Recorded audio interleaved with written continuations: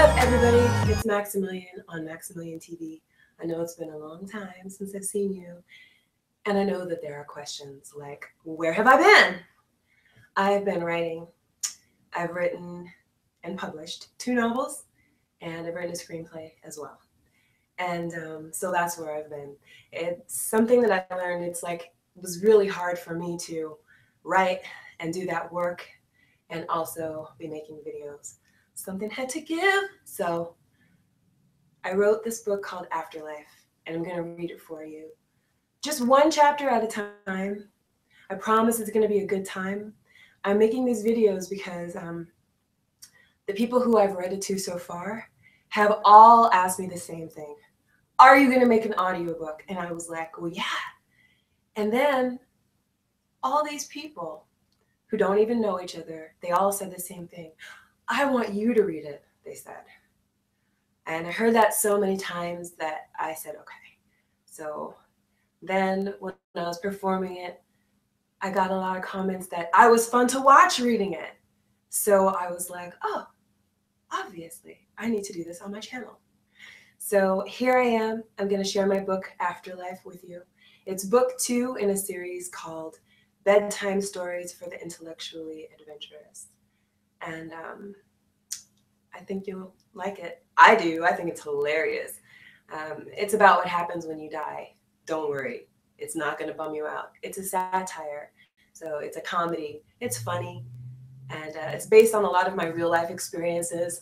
And before I started writing this book, I did a lot of research on the universe and all the different realities that are possible. I did a lot of research about afterlife experiences.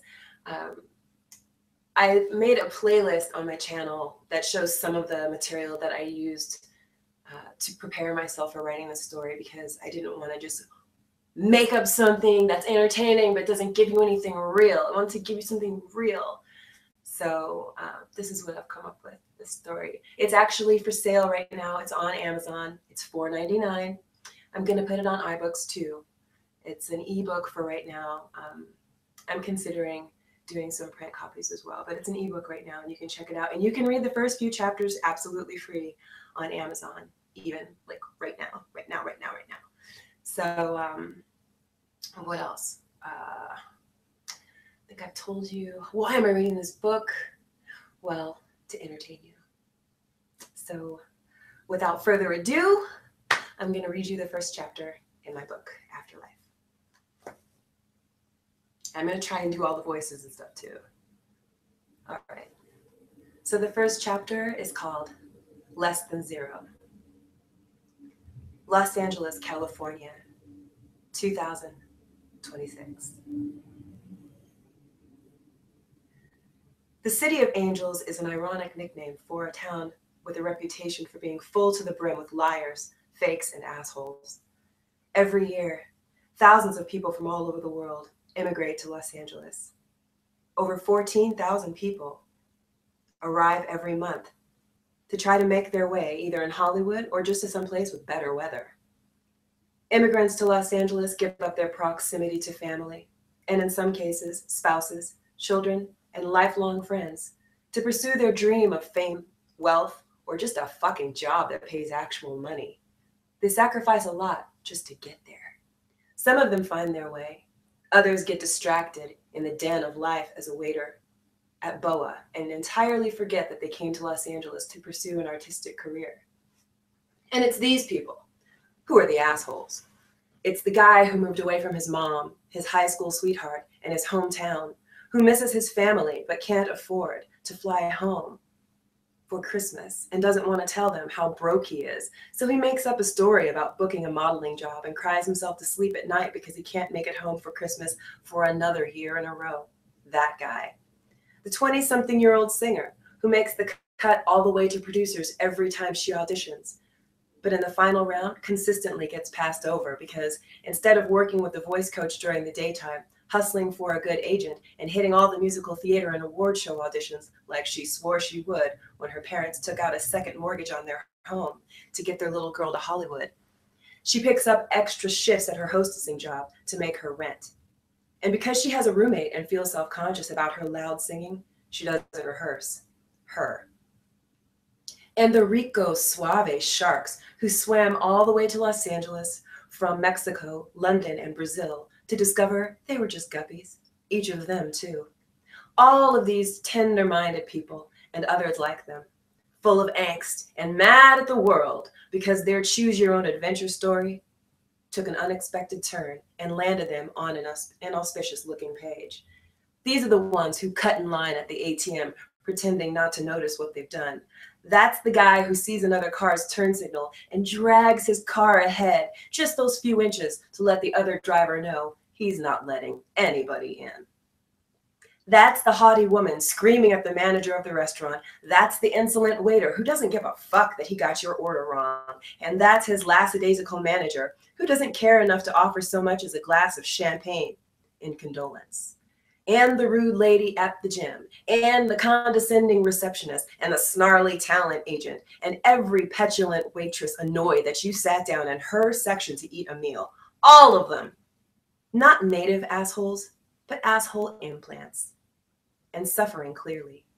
They paid dearly just to be in Los Angeles, and each day that it doesn't seem to be working out the way they'd like, they die a little bit inside and hate everybody else for it.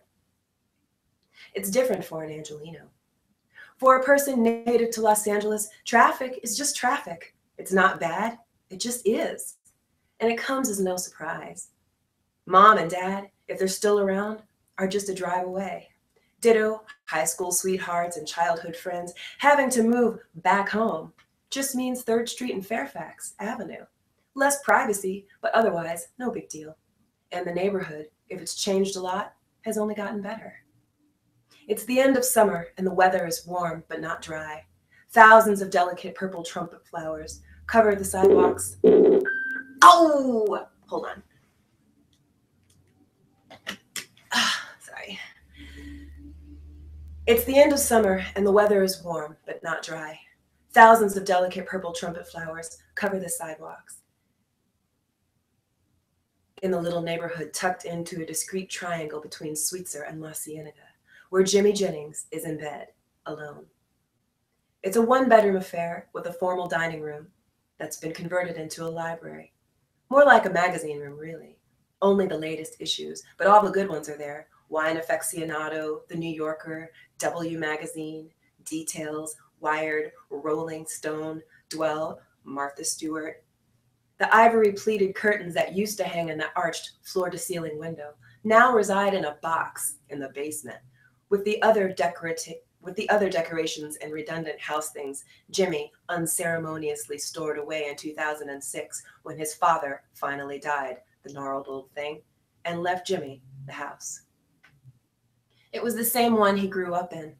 They hadn't been poor, but Jimmy hadn't been an expected child. And while things hadn't been tight financially, the Jennings couldn't afford to move into a bigger house in the same neighborhood, and they didn't want to move into a less affluent area. So, when Jimmy turned 6, his mother and his father, together, helped him make his bedroom in the basement. When Jimmy moved away, Mr. and Mrs. Jennings left everything in situ, which is just how Jimmy found it when he returned to stake his claim. Initially, he put the house on the market, but after a very short time, he decided it wasn't a seller's market after all, and moved into the house himself. Most of his parents' valuable things were bequeathed away. He didn't consider himself to be a particularly sentimental person, and had sold what valuable things were left, but a few odds and ends there were. Nostalgic artifacts that could be valuable later, and other things which he hadn't a use for right then, but that he might want later. There was a creepy old storage closet under the stairs in the basement where he stored the unloved but still wanted things, like the curtains. Without the austere curtains obscuring all the light, the formal dining room became a literary oasis. The original hardwood floors throughout the entire house beamed in the unfiltered sunlight. A honey-colored tufted leather sofa from Restoration Hardware, flanked by brass coffee tables, lamps, and a vintage reproduction of the earth as told by Horchow, were arranged, not against the wall, but in the center of the room. There were books in the bookcases, but not many.